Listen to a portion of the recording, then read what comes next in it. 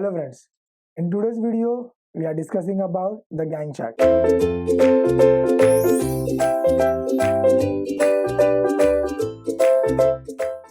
Gantt chart is basically nothing but a bar chart only. So we have discussed about the bar chart in previous videos. Bar chart will represent a graphical tool which have the project activities and their duration, the schedule activities as well as the current status of your activities, which is used by managers. Now, talking about the Gantt chart, first we'll see what is the purpose of your Gantt chart to illustrate the relationship between project activities and time. So it is basically dealing with the activities and the duration assigned to that particular activity. To show the multiple project activities on one chart. So in this chart, we'll see the multiple project activities going on together the same duration. To provide a simple and easy to understand representation of project scheduling. So it will give you the easiest method to understand the project scheduling.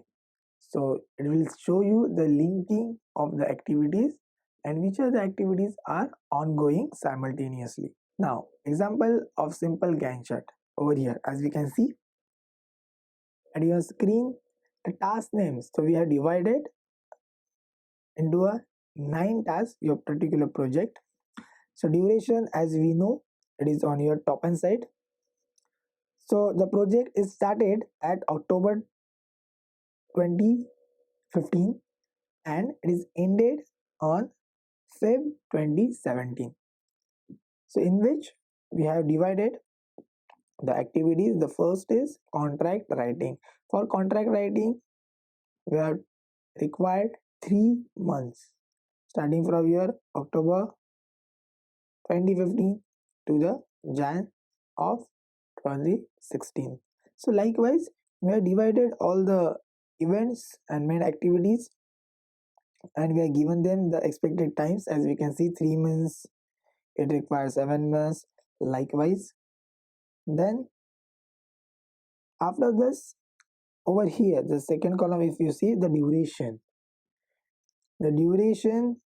is your 31st, 25, 28. These are the duration in your days or months, you can say. So this is the actual duration we are allotted. So over here we can see for your activity, suppose site work required what? It required 2 months for the completion, and this percentage shows you the amount of work completed within that particular time period. So at that particular time, for a simple example, let us talk about your last week, which is move in. So move in is started at your January 2017. Okay, at middle of your Jan, how much work is completed, that we have to identify.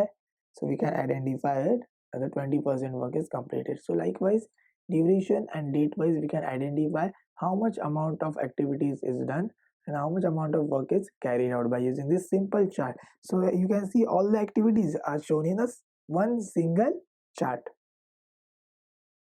Then creating a Gantt chart.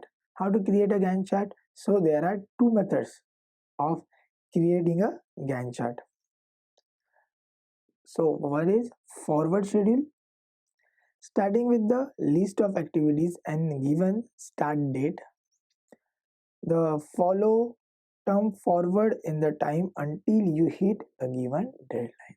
The forward schedule, starting with your starting date, we have to give the desired duration for particular activities. By giving the desired duration, we have to go up to a deadline. The deadline is fixed. This project should be completed within the 2 years. So deadline is fixed. We have to fix the activities within that particular deadline. Then second is back schedule. So in back schedule, look at the deadline. First look at the deadline. From that date, work in the logical list of activities. Then we have to work behind so that deadline is fixed. For example, 2020 December. So we have to schedule it backward, and in forward scheduling, we'll schedule with starting date towards your deadline. These are the two methods of creating your Gantt chart. So both of these methods allow you to ensure that all necessary activities can possible be completed within the given project time frame. So we have to fix the activities and schedule it accordingly so that it is completed within that given frame schedule. Now, what are the steps involved in it? So first step, determine the project start date and deadline. It is the most important. We have to fix the project start date and deadline. If you know about the RERA, so if your project is registered in RERA, we have to give the start and end date, and we have to follow that deadline. So for this particular work, we have to schedule this Gantt chart so we can identify whether the work is going on the track or not. Second step, gather all information surrounding the list of activities within a project, the work. Then break down the structures may be useful for this. So after the collecting all the activities which are desired in that particular project, we have to do work breakdown structures, WBS. Third step, determine how long each activity will take.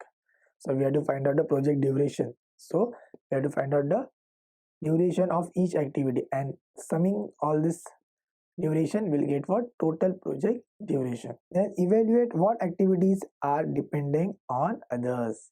Now we have to link these activities. For linking of the activities, we should determine which activity will start after the completion of the particular activity.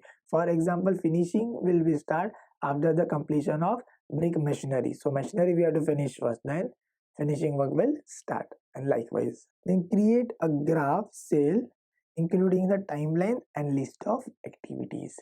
So timeline will represent on your top hand side and list of activities on your left hand side in the chart. Using either forward schedule or backward schedule, begin to add bars ensuring to include dependency and full duration for each activity. Now you can start filling the activities in your chart either by using forward schedule method or backward schedule method, and this the bar of each activity will represent for the project duration, and at the same time it will represent for linking of the activities. For example, activity A takes 3 months, and after activity A only we can start activity C, so it should be represented. For example, as we can see, activity A will take 3 months, 0 to 3 months, and after completion of A only we can start with activity C, so it will start after C after 3 months up to 6 months. Likewise, and activity B can be started after 1 month, so it will represent after 1 month and it will complete after 3 months, that is on your 4th month. So likewise you have to prepare. Suppose activity D, this is your activity B, C, and D is starting after the activity B is completed, so it will start after your completion of activity B. So likewise we have to link and provide the duration for each activity. Now what are the advantage of using this Gantt chart? A useful tool for displaying time-based information within a project. So it will display the time-based information. Time is very important in construction. Very simple to create, as we have seen. You can create any type of Gantt chart by your own also. They provide a useful overview of project activities, a good starting point of project planning. The charts are widely used and understood easily by anyone. There exist several PC software packages that allow you to build Gantt charts. There are some softwares also which are useful for preparation of your Gantt charts. With such advantages comes some limitations also. Now what are the limitations? The Gantt chart does not explain the reasoning behind the chosen duration of each activity. So there is no reason behind it. We have just given the project duration. It will not give you the reason why this much of time is required. Then the Gantt chart is very difficult to update when changes to the project plan take place. Then that will be very difficult because We have already linked the activities and then we have to change all the linking activities. This makes it time consuming and result in long term planning being very difficult. So because of a simple change in the plan also, we have to change the whole chart, which will take a number of time. Gantt charts encourage a one-step approach to planning. This prevents flexibility in project planning. So as we have seen, we have to link the activities to one another. So it will not give you the flexibility. You can adjust the activities because you have to link in a proper manner. So it will give you the one-step approach only, one way only communication. There will not be a flexibility in your planning. Then the modern day Gantt chart using PC software can look very professional without actual having meaning, preventing project terms from challenging their content. This can lead to difficulties later in the project. As we are using the PC softwares now, we can easily do all this and prepare a Gantt chart, but will not have any practical knowledge to it. This will be on paper, and practically, if you see, it will disturb the schedule because of ongoing conditions. So it will be very difficult in later to manage all the activities. And as Gantt charts are difficult to update manually, they can often become obsolete. So they will become obsolete because manually we can't change it. It will require much time. And this chart do not consider project cost or resources. That is the main. We will not get the estimated cost or the estimated resources by using Gantt chart. We will get only the duration, project duration. Whereas by using your WBS or bar chart, we can estimate the cost also. So in this topic, we have seen what is Gantt chart, what is the purpose of Gantt chart, what are the steps to prepare the Gantt chart, what is its advantages and limitations over other methods. Thank you.